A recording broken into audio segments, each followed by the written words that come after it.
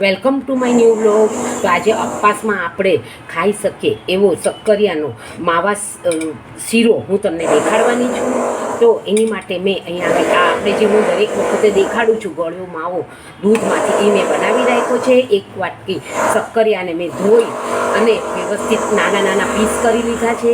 પા વાટકી જેટલી મિશ્રી મેં તૈયાર કરી છે અને પા વાટકો જેટલો માવો. હવે સૌ પ્રથમ આપણે મેં થોડુંક આમાં ઘી મૂકી દીધું છે.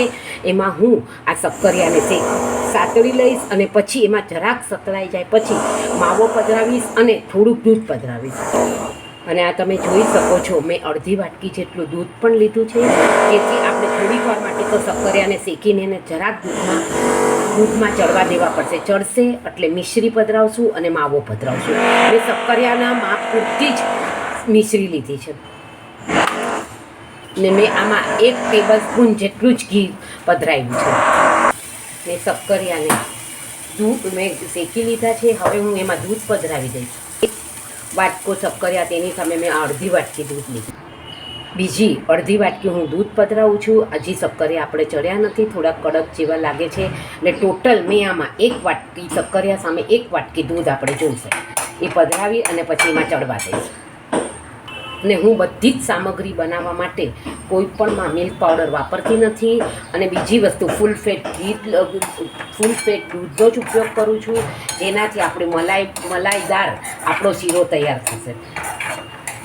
એક સરખું આને હલાવીશ અને પછી દૂધ બળશે પછી આપણે હું મિશ્રી પધરાવી દઈશ.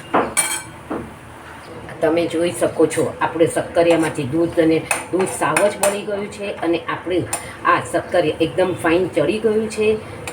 જો દબાવવાથી એકદમ સરસ ચડી ગયું છે. હવે હું આમાં ઘી જેવું થઈ ગયું છે. હવે હું આમાં મિશ્રી પધરાવી દઈશ અને પછી છેલ્લે માવો પધરાવીશ. 1 વાટકો શક્કરિયા સામે મેં 1 વાટકો દૂધ લીધું છે અને પા વાટકી જેટલી જ મિશ્રી લીધી છે ખાલી શક્કરિયા પૂરતી. આ મેં ઘરનો જ મીઠો માવો લીધો છે.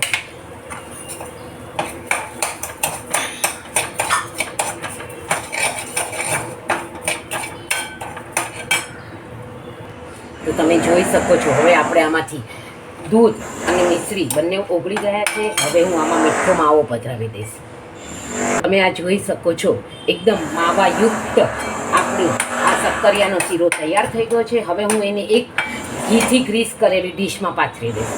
તો તમે જોઈ શકો છો આપણું આ ગોટી પડતું થઈ ગયું છે. હવે હું ગેસ બંધ કરી ને ઘીથી ગ્રીસ કરેલી થાળીમાં પાથરી દઈશ અને આપણે આના પીસીસ પણ કરી શકશું. તો આ આપણું તૈયાર થઈ ગયું છે. મેં આ ચાકીને ઘીથી ગ્રીસ કરી લીધી છે. હવે હું એમાં પધરાવું.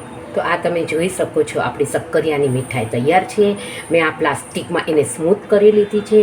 આ સ્મૂથ અને એક રસ કરવાથી આપણી મીઠાઈ જો જરા પણ હાથને ચીટકતી નથી.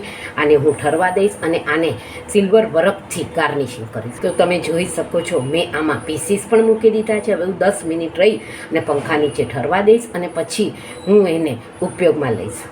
તમે જોઈ શકો છો આના મેં પીસીસ કરી લીધા છે. તો આપણું શક્કરિયા માવા મીઠાઈ તૈયાર છે. Thank you for watching my video. Like, share and subscribe.